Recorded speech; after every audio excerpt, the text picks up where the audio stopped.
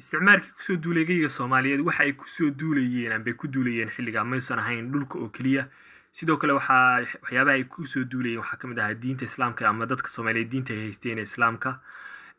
waa dawladda Ingiriiska markaa ka hirgelisay kaniisad weyn oo markaa dabcan qaybo kala duwan isku jirta 1890 magaalada Berbera halkaana markaa ay ka yagleeleen kaniisadoodii ugu horeysay koonfurteenu aadeenaayay waa kaniisadii weyneed ee Kadiraalka ee Muqdisho laga dhisay dabcan dhismaha wuxuu biloomay sida xogu sheegayaan 1924 laakiin markaan sawir ka qaadeen 1928 oo markaa ay dhameystireen u kacano xagga iyo dawlad deegaanka magaalada Herar oo markaa ay qabsadeen amxaaradii diirka madoobeed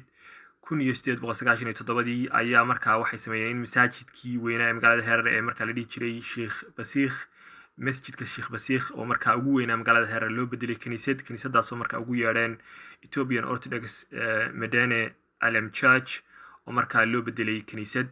1895 oo markaa sawirkan laga qaaday dabcan isla maanta hadda aragto magaalada Herar waa isla masaajidkii oo markaa isla sidiisii kaniisad u ah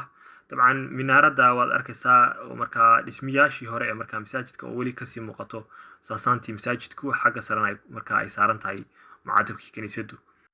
waa isla jigjiga oo markaa la leeyahay waa kaniisada jigjiga oo ay leeyihiin horaanteedii waxaa la bilaabay 1916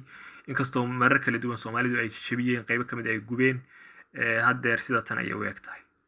haddeerna u kacano dhanka iyo NFD amba Soomaalida Kenya halkan waxa weeye markaa saldhiga station Ingiriisku ka samaystay dhulka NFD-da ee markaa deegaanka waqooyi bari ee Kenya halkaas oo markaa stationka ay ku dhex taallay sidoo kale kaniisad oo markaa ay dadka ugu yeedheen markana waxa weeye markaa 1895 kaniisadii ay soo weerareen dadkii NFD-da ee reer Kenya ee Soomaaliyeed iyagoo markaa doonayay inay gubaan laakiin Ingiriisku markaa hub casri u watay iskaga difaacay iyagoo markaa Soomaalidii qaybo kamid ay ku shahiideen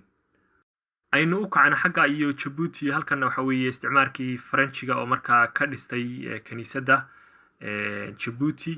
isagoo dabcan ugu yeedhaya kaniisadii Djibouti amba waxa lagu dhaho afka Faransiiska magaca kaniisada halka ku yaala taasuna waxa weeye markaa shantii amba waxa la dhaho shanta Soomaaliyeed qaybihii Soomaalida loo kala jaray oo markaa mid walba deegaankiisa si caad oo bareer ah kaniisada looga wada yagleelay aynu ku soo gunaanadnay waa in Cabdulla Xasan oo markaa doonayay xilliga Soomaalidu joogtay inay midoobaan iyagoo markaa doonayay inay kala hortagaan waran iyo seef gaaladii diirka midoobay iyo kuwii diirka cadda ee geyga iyo dalka iyo dadka iyo diintaba kusoo duulay isagoo markaa doonayay inuu kaniisadoodana burburiyo saldhigyadooda militarigana qabsado laakiin ayaan daro Soomaalidii isaga ayay kula jeesteen iyagoo markaa aan arkayn ama fogaan arag u lahayn sida markaa dalkooda iyo diintooda loogu soo duulay isaga ayay kula jeesteen waxaa ka sii daran dhaxalkii iyo maanta Soomaalidu isagii ayay weli maagaan qaybo fara badanna iyagoo markaa aan loo sheegin xaqiiqada jirtay markaa welina aan arkayn intaas ayaan markaa idinku soo koobaynaa muuqaalkeena maanta